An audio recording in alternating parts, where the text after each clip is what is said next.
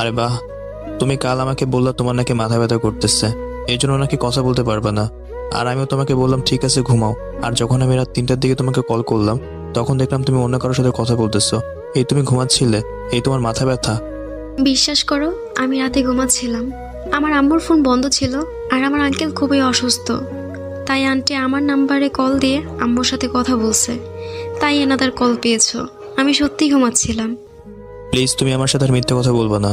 আমি তোমাকে অনেক বেশি বিশ্বাস করতাম, কিন্তু কাল রাতে তুমি আমার বিশ্বাসটাকে ভেঙে দিয়েছো।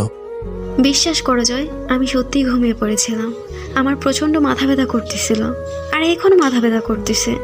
তোমার ফোনগুলো দেখেই আমি তোমাকে পাগলের মতো কল করতেছিলাম, আর তুমি এরকম করলে। ভালোবাসার নামে মিথ্যা কোনো কথা বলবা না। তুমি যদি সত্যি আমাকে ভালোবাসতে, তাহলে আগের মতো বেশি বেশি কথা বলতে।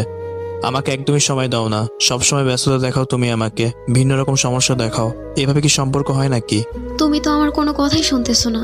তুমি আমার পুরো কথাটা শোনো, তাহলে হয়তোবা কিছুটা বুঝতে পারবা। থাক, আমাকে আর কিছু বলতে হবে না। অনেক কথা বলছো, আমি আর তোমার সাথে সম্পর্ক রাখতে পারবো না। রাতে যার সাথে কথা বলছো তার সাথেই কথা বলো। ভালো থেকো তুমি, আমার আর কিছু বলার নেই। আমি তোমাকে বারবার বলতেছি আমি কারোর সাথে কথা বলিনি, আমার আম্মু কথা বলছে, কিন্তু তুমি আমাকে এনাদের কল পেয়ে ভুল বুঝলে। আমার সাথে সম্পর্ক রাখতে চাচ্ছ না। এরকম অনেক সম্পর্কই আছে যারা সত্য মিথ্যা যাচাই না করেই সম্পর্কটাকে শেষ করে দেয়। ভালোবাসার মানুষটাকে ভুল বোঝে। একটা বার যদি বোঝার চেষ্টা করে তার সমস্যার কথা, তাহলে কোনো সম্পর্কই এভাবে নষ্ট হতো না।